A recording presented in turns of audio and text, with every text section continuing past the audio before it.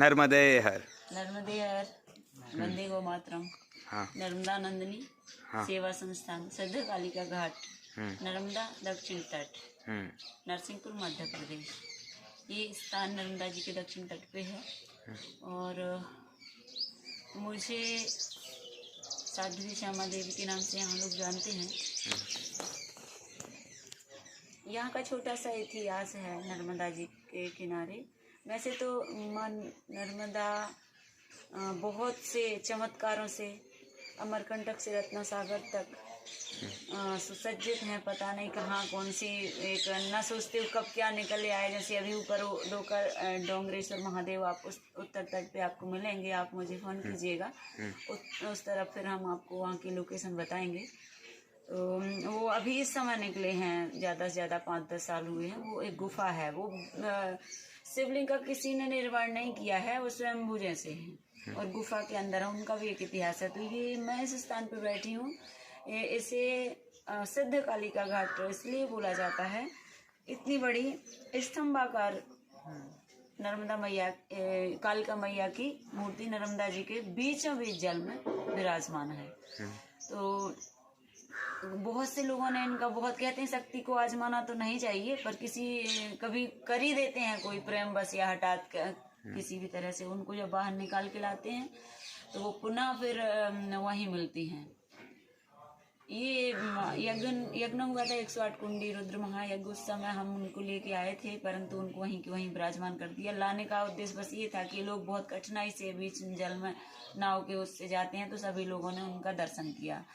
तो इस जगह पे मुझे आप माता जी यहाँ कितने समय से विराजमान हो? मुझे ये 16वां वर्ष चल रहा है। हाँ।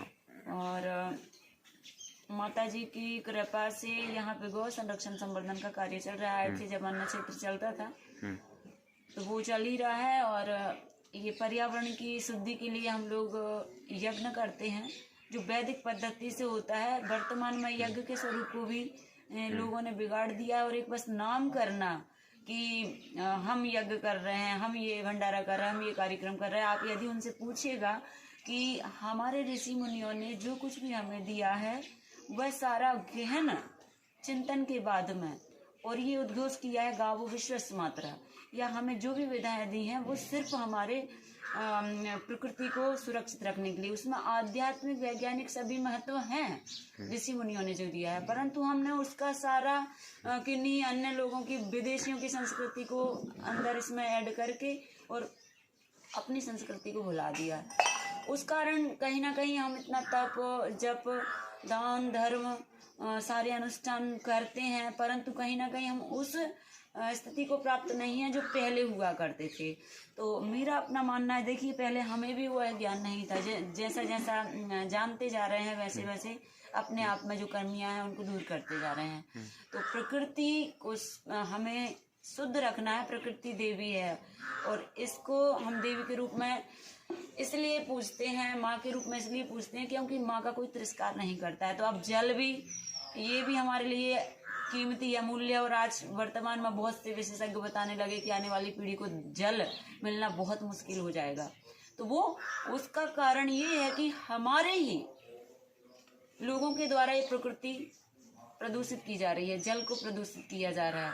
तो ऋषि मुनियों ने जो विधाएं दी थी आप सभी उस पर लौटें, ऐसा मैं सभी से आह्वान करके और निवेदन करती हूँ कि आप सब लौटें और भगवती गौ माता को शरण दे यज्ञ करते हैं। यदि देसी भारतीय गौ माता का यदि आपके पास में घृत नहीं है तो आपकी यज्ञ का क्या महत्व बताइए?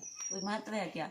आप तांत्रोक्त पूजन अन्न घृत से कर सकते हैं। किसी भी तंत्र को सिद्ध करना है तो भैंस का घी है या अन्न, लेकिन जो सत्वगुणी पूजा और प्रकृति पर्यावरण को शुद्ध करना है, एक चम्मच घृत होता है, उसके आहुति से 10 टन ऑक्सीजन का निर्माण करता है। तो हमारे पूर्वजों ने तुलसी मैया को और पीपल के वृक्ष को, बट वृक्ष को, बिल्व वृक्ष को, गौ माता को क्यों महत्वता दी है? उसका विशेष कारण है कि हम प्रकृति को सुरक्षित रख सकें और सदियों सदियों इसका लाभ ले सकें। प्रकृति हमें माँ जैसा पालती है और हम इसको इतनी बेरहमी से इसको गंदा करते हैं, नुकसान करते हैं, दोहन करते हैं, सिर्फ निजी स्वार्थ और अज्ञानवश।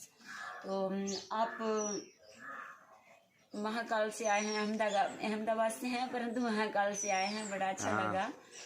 जगह जगह आप नर्मदा मैया ए माता जी, आपने कुछ बनाया हुआ है, इसकी कुछ माहिती दो लोगों को। कर रहे हैं प्रचार प्रसार, सबकी जानकारी ले रहे हैं। तो हम लोग भी ये चाहते हैं कि सारे भारतीय सनातन धर्मी, वैसे तो पूरा विश्व इस संस्कृति से प्रकृति से जुड़ा है, हमारी परंपराओं से पूरा विश्व जुड़ा है, क्योंकि भारत विश्व गुरु ही हुआ करता था। परंतु अभी कुछ विधर्मियों के द्वारा ये सारा षड्यंत्र हो गया है। बाकी भारत का कोई कुछ कर नहीं सकता, क्योंकि अभी जैसे आप महाकाल से आ रहे हैं, है ना, कालों के काल महाकाल है ना, काल उसका क्या करे जो भक्त हो महाकाल का। तो यहाँ तो थोड़ा बहुत ही बिगाड़ेंगे, ज्यादा नहीं बिगाड़ सकते, क्योंकि हमारे भारतीयों को चेतन होने में समय नहीं लगता। अभी आप के माध्यम से, आपके चैनल के माध्यम से थोड़ा सा हम जो गौ माता का महत्व बढ़े और शुद्ध सामग्री अपने पूजन में और अपने घर में, अपने दैनिक जीवन में उपयोग कर सकें, ये हम सभी को बताना चाहते हैं। ये हम सर्वप्रथम तो धूप बत्ती बनाते हैं। वर्तमान में जो धूप बत्ती आप जलाते हैं, इसमें बहुत हानि है, अगरबत्ती और धूप बत्ती। हमने लोगों को कहा कि अगरबत्ती में बांस होता है, नहीं जलाइए, और केमिकल होता है, श्वास के रोग होते हैं, तो उन्होंने धूप बत्ती चालू कर दी। तो धूप बत्ती में टायर का बुरादा होता है, इसलिए हमें वह नहीं लेना चाहिए। ये हम जगह जगह बनवा रहे हैं। इसमें देसी गौ माता के गोबर से और विभिन्न जड़ी बूटियां मिश्रित हैं, औषधियां हैं, जो तुरंत आपके वातावरण में जो बैक्टीरिया है उसको नष्ट करके और आपको सकारात्मक ऊर्जा दे देते हैं। तो ये आप चेतन कीजिए घर घर में, यदि अपने बच्चों का और अपना ही खुद का स्वास्थ्य अच्छा रखना है तो। और कुछ इको फ्रेंडली इस तरह से हम लोग निर्माण कर रहे हैं। जैसे द्वार पे आप कुछ लगाते हैं तो ये शुभ लाभ का स्टिकर है, और हम लोगों ने ये दीपक भी बनाए हैं, गोबर से ही हैं ये द्वार पे रख सकते हैं। इसके बाद में ये मैंने जो माला बना रखी है, ये गोबर से है। तो यानी ये एंड्रॉयड फोन आप चला रहे हैं, इसमें कितना रेडिएशन है सभी को पता है ना। हाँ। परंतु आप जब तक मेरे पास बैठे हैं, मेरा आपसे ये दावा है, आपके पास में कोई रेडिएशन नहीं है, अभी रेडिएशन नहीं है। हम एक मोबाइल का रेडिएशन चिप भी बनाते हैं, यदि कोई हमसे उसको मांगता है तो हम उसको भिजवा देते हैं। तो ये सारा आप उपयोग कीजिए, और इन संत जी से, भाई से हमारा नंबर ले लीजिए। और हम अभी सिद्ध कालिका घाट नर्मदा तट पे विराजमान है, नरसिंहपुर में। माता जी यहाँ पे साध्वी श्यामा दीदी है विराजमान, उनसे थोड़ी बात करेंगे। माता जी, ये जो आप यहाँ गौ माता की सेवा करते हो, और अभी जो आपने हर वो चीज़ दिखा है, उसके बारे में फिर से थोड़ी सी 2 लाइन बता दो कि देशवासियों को इसके लिए क्या करना चाहिए। जय गौ माता की। पहले तो मैं आपको ये बताना चाहती हूँ कि हम गौ माता की सेवा नहीं करते हैं। हाँ। मतलब गौ माता की कृपा से इनके साथ रहते हैं। इन्होंने हमें बहुत कुछ दिया है। गौ माता ने सबसे पहले तो स्वास्थ्य दे दिया। तो मैंने जैसा और पहले अभी बताया है आपको, उसी के संदर्भ में और बताना चाहती हूँ कि गौ माता के बगैर खेती नहीं है संभव। तो जैविक खेती, जो गौ आधारित खेती, हम लोग इस पे भी प्रशिक्षण देते हैं लोगों को, जगह जगह सेमिनार लगा के, कि गौ माता कैसे बचे। ये सारा हमें करना होगा, जब हम अपने राष्ट्र को बचा सकते हैं। और जो प्रोडक्ट वगैरह हम बनाते हैं, तो ये ऐसा नहीं है कि सारे भारत में यहीं से जाएंगे, जगह जगह बहुत से लोग बना रहे हैं, और हम वहाँ जाके उनको सिखा के भी आते हैं। और सारे संत और महंत, व्यास, ब्राह्मण, इनसे प्रथम मेरा करबद्ध निवेदन है कि पहले तो वही केमिकल रहित हो जाए। सबसे पहले वो है केमिकल रहित हो जाए, देसी गौ माता का घृत। अच्छा, एक प्रश्न करते हैं कि देसी गौ का हम ये गव्य तो उपयोग करना चाहते हैं, पर लाएंगे कहाँ से?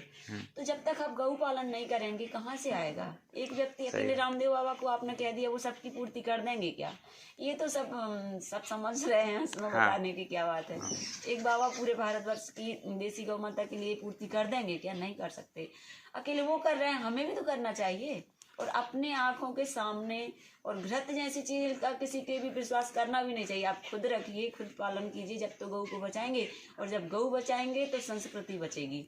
जब तक गौ नहीं बच रही है, आप सबसे बड़े दोषी हैं इस प्रकृति के, और इसका भीषण दुष्परिणाम आपको भुगतना पड़ेगा।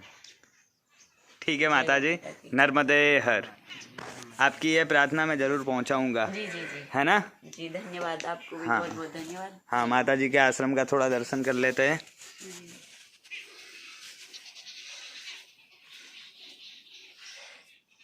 इसको बनी